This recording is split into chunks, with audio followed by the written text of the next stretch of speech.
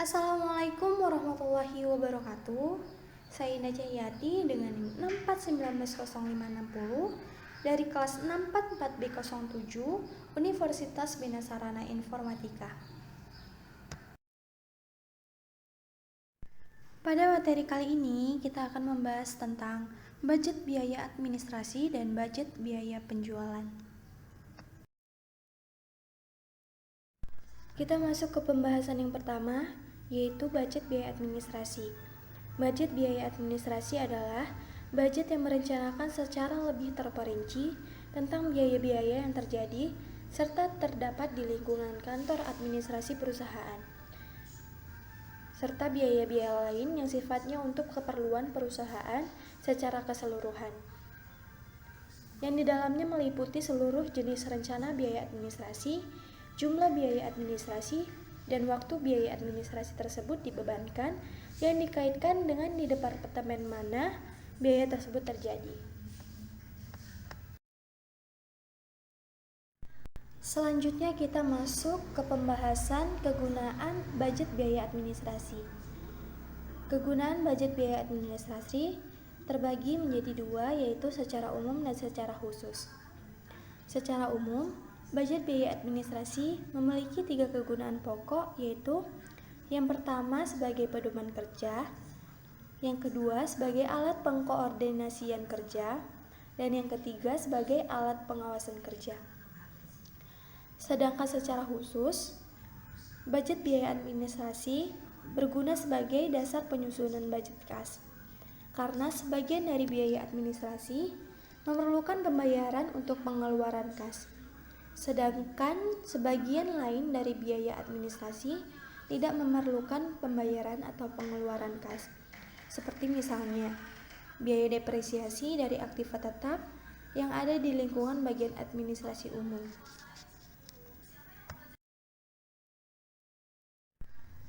Data dan informasi yang diperlukan untuk menyusun budget biaya administrasi. Yang pertama, rencana penjualan yang tertuang dalam budget penjualan, khususnya tentang kuantitas dari masing-masing jenis barang yang akan dijual dari waktu ke waktu yang akan datang. Hal ini disebabkan karena kegiatan penjualan termasuk salah satu kegiatan yang dicatat dan diadministrasikan oleh bagian umum administrasi perusahaan. Yang kedua, rencana produksi yang tertuang dalam budget unit yang akan diproduksikan, khususnya tentang jumlah kuantitas dari masing-masing jenis barang yang akan diproduksikan dari waktu ke waktu selama periode tertentu yang akan datang. Yang ketiga, berbagai standar yang telah ditetapkan perusahaan. Standar-standar biaya semacam ini sangat diperlukan oleh perusahaan untuk mengendalikan efisiensi kerja para karyawan. Standar biaya-biaya yang termasuk dalam kelompok biaya administrasi ini dihimpun menjadi satu dalam suatu anggaran variabel bersama-sama dengan standar-standar biaya yang termasuk dalam kelompok biaya pabrik tidak langsung. Yang keempat yaitu sistem pembayaran upah yang dipakai perusahaan, khususnya upah yang dibayarkan kepada karyawan di bagian administrasi umum. Yang kelima yaitu metode depresiasi yang dipakai oleh perusahaan, khususnya depresiasi terhadap aktiva tetap pada bagian administrasi umum. Dan yang terakhir yaitu metode alokasi biaya yang dipakai oleh perusahaan. Metode ini dipakai untuk membagi distribusi biaya-biaya yang semula merupakan satu kesatuan biaya bersama atau joint cost ke dalam kelompok-kelompok biaya sesuai dengan tempat di mana biaya itu terdapat atau terjadi.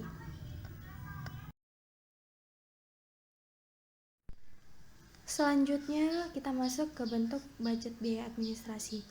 Sebagaimana halnya dengan budget-budget yang lain, maka budget biaya administrasi tidak ada standar yang harus dipergunakan oleh perusahaan, tetapi harus cukup sistematis dan terperinci. Kemudian kita masuk ke pembahasan budget biaya penjualan.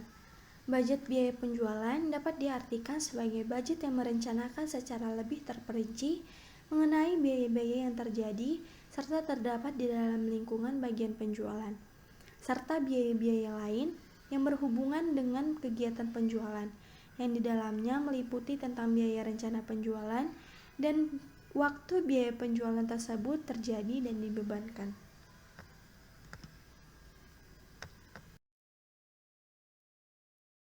Kegunaan budget biaya penjualan. Kegunaan budget biaya penjualan terbagi menjadi dua, yaitu secara umum dan secara khusus. Secara umum, budget biaya penjualan memiliki 3 kegunaan pokok, yaitu sebagai pedoman kerja, sebagai alat pengkoordinasian kerja, dan alat pengawasan kerja. Secara khusus, budget biaya pemasaran berguna sebagai dasar untuk menyusun budget kas, karena sebagian dari biaya pemasaran memerlukan pembayaran atau pengeluaran kas. Data dan informasi untuk menyusun budget biaya pemasaran. Yang pertama, rencana penjualan yang tertuang dalam budget penjualan. Yang kedua, berbagai standar biaya yang termasuk dalam kelompok biaya pemasaran yang telah ditetapkan perusahaan. Yang ketiga, sistem pembayaran upah atau gaji yang dipakai perusahaan. Yang keempat, metode depresiasi yang dipakai perusahaan, khususnya depresiasi terhadap aktiva tetap yang ada di dalam lingkungan perusahaan.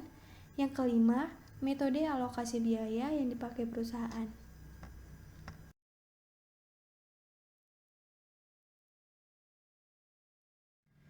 Bentuk budget biaya penjualan.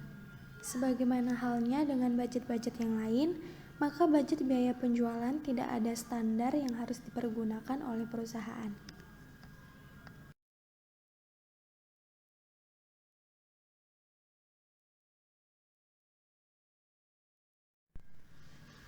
Mungkin hanya itu yang bisa saya jelaskan mengenai budget biaya administrasi dan budget biaya penjualan. Thanks for watching. Semoga bermanfaat. Assalamualaikum warahmatullahi wabarakatuh.